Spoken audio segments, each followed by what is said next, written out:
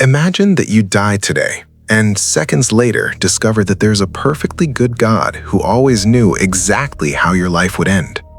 He knew every mistake you would make, every decision you would take, and before you were even born, he already knew your final destiny. Now imagine discovering that this destiny is hell, not 100 years, not 1,000,000 years, but forever. The question then changes completely. We're no longer asking whether hell is frightening, we are asking whether it is compatible with a perfectly good God.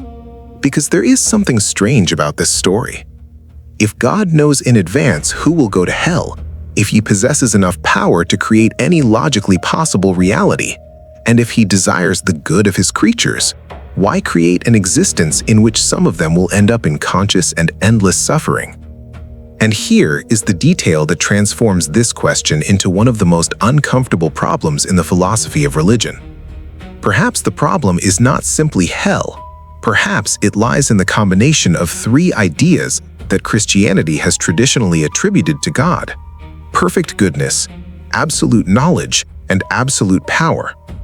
Separately, these characteristics seem magnificent. Together, however, they produce a question that is difficult to escape.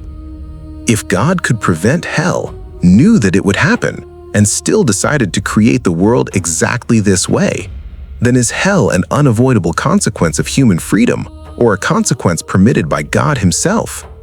And if the answer is freedom, another problem emerges. A person chooses freely for a few decades and receives a consequence that never ends. A finite life produces an infinite condemnation. But if that is justice, what exactly does justice mean? And if it is not justice, why would a perfectly just God allow it to exist? This is where the true paradox of hell begins. Because perhaps the most disturbing question is not, why does God send people to hell? Perhaps it is something much worse. What kind of God would need to create a world in which hell was even a possibility? The first answer seems simple. God does not send anyone to hell. People themselves choose to turn away from him.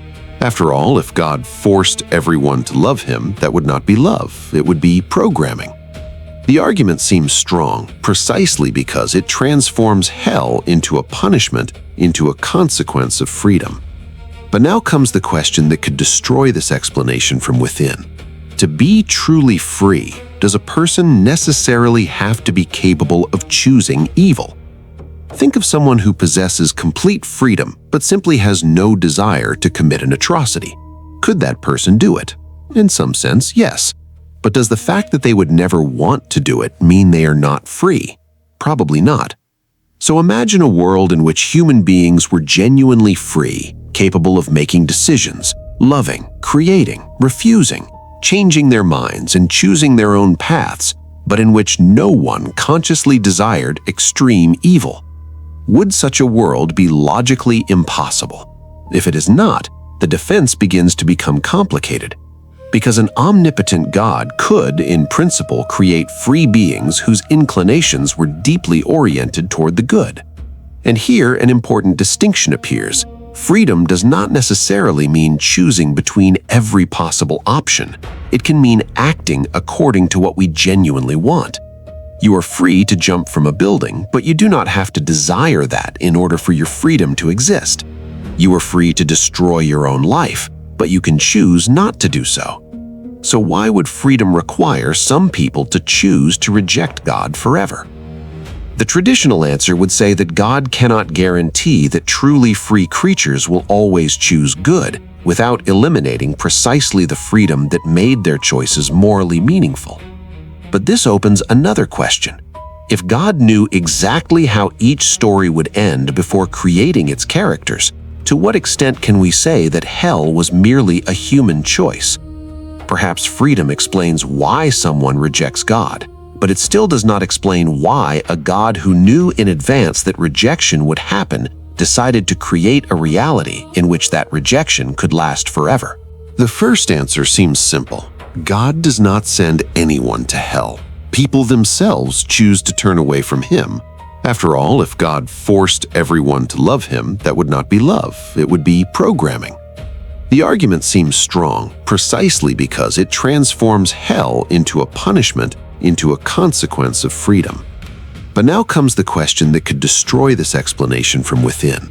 To be truly free, does a person necessarily have to be capable of choosing evil? Think of someone who possesses complete freedom but simply has no desire to commit an atrocity. Could that person do it? In some sense, yes. But does the fact that they would never want to do it mean they are not free? Probably not. So imagine a world in which human beings were genuinely free, capable of making decisions, loving, creating, refusing, changing their minds and choosing their own paths, but in which no one consciously desired extreme evil. Would such a world be logically impossible? If it is not, the defense begins to become complicated, because an omnipotent God could, in principle, create free beings whose inclinations were deeply oriented toward the good. And here an important distinction appears. Freedom does not necessarily mean choosing between every possible option. It can mean acting according to what we genuinely want.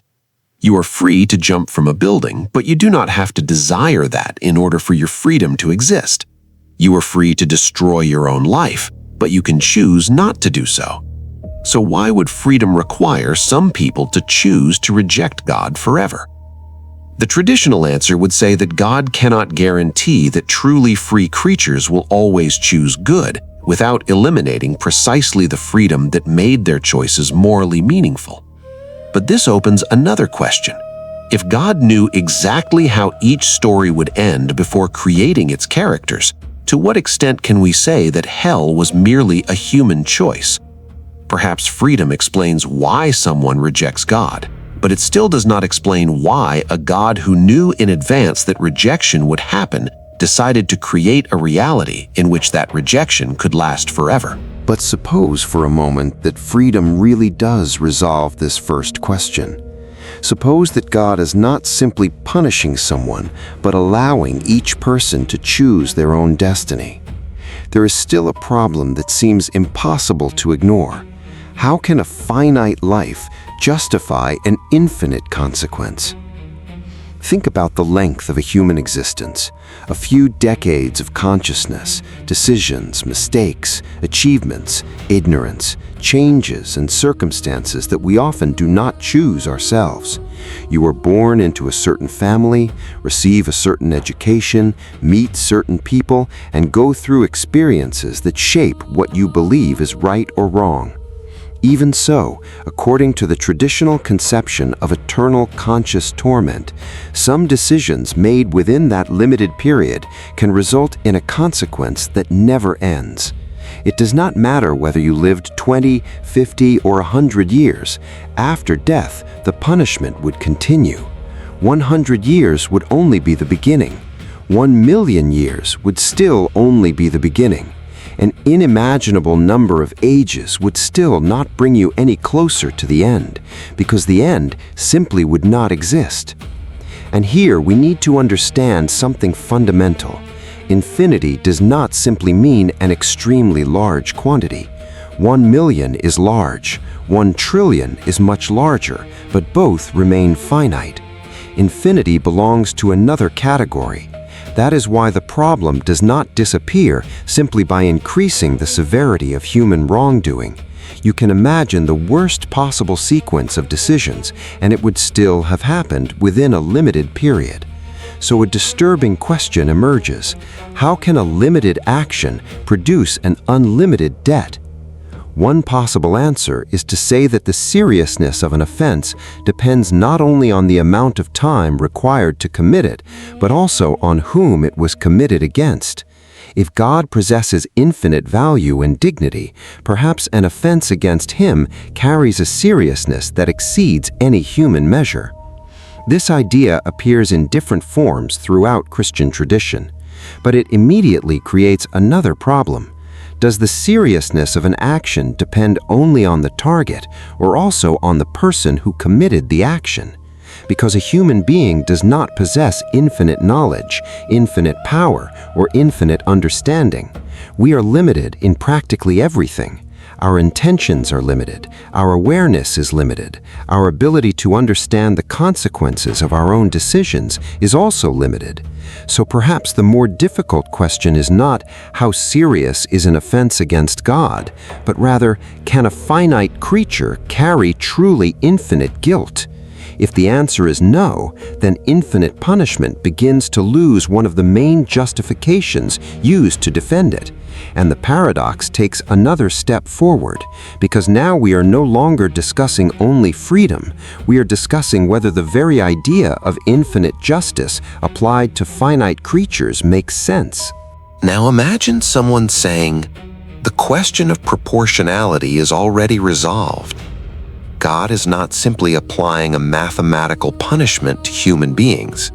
Sin has a special gravity because God is infinitely greater than the creature.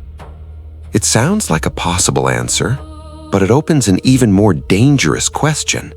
If God is the very measure of justice, then what does it mean to say that something is unjust before Him?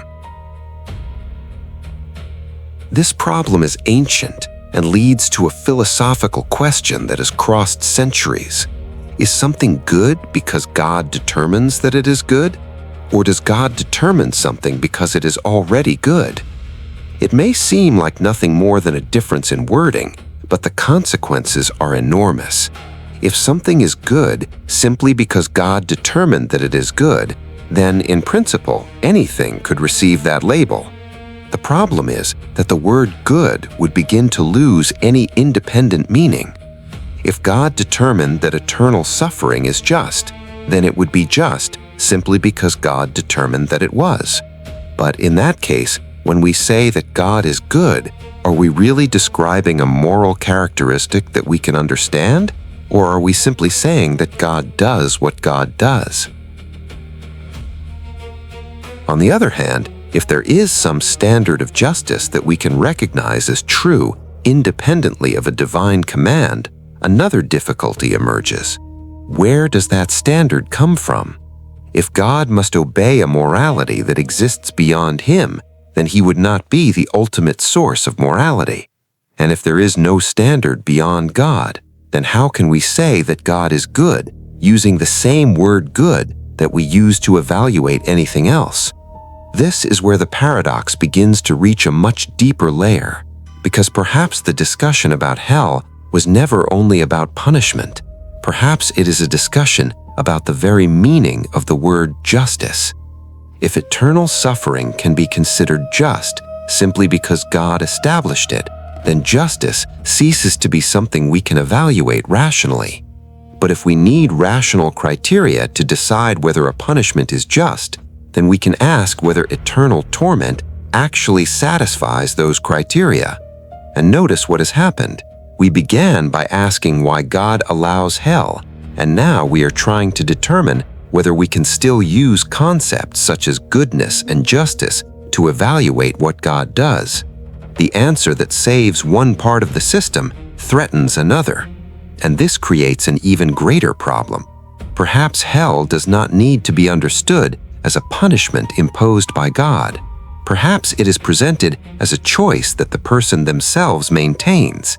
And if that is the case, the entire discussion changes, because now the question is no longer, why does God punish eternally, but rather, can a person choose something forever? Perhaps this is the most sophisticated defense of hell. God does not condemn anyone against their own will. A person simply chooses to remain separated from Him.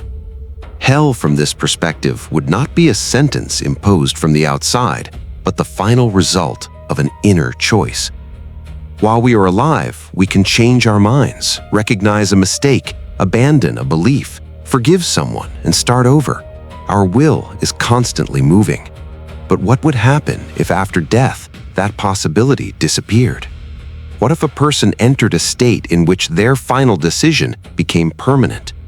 In this scenario, hell would no longer be a punishment for what someone did during life, but a condition that the person themselves continues to choose.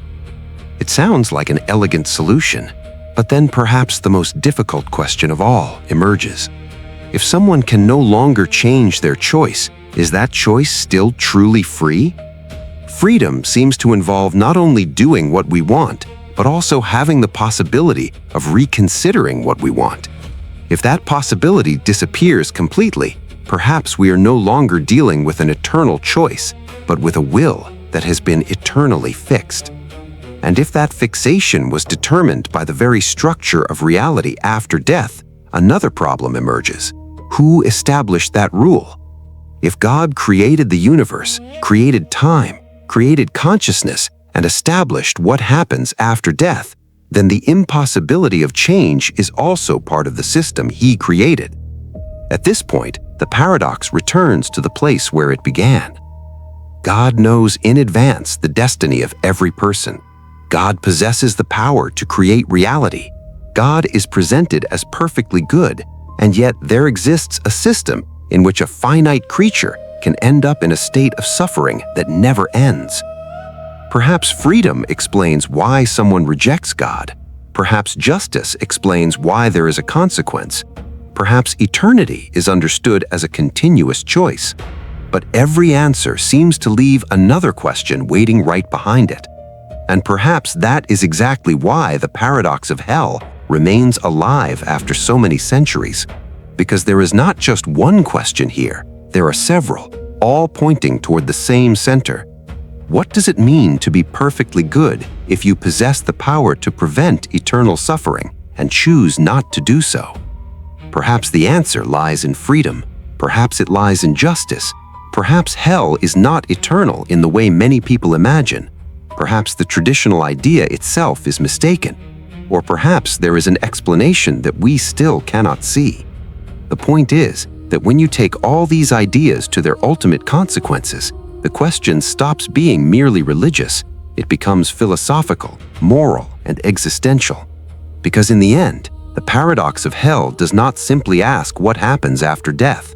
It asks what kind of reality we are living in right now, what kind of freedom we truly possess, and what kind of God would be necessary for all of this to make sense. And perhaps that is the most uncomfortable part. No matter which answer you choose, it says something not only about hell, but about what you understand by freedom, justice, goodness, and above all, about who you believe God is.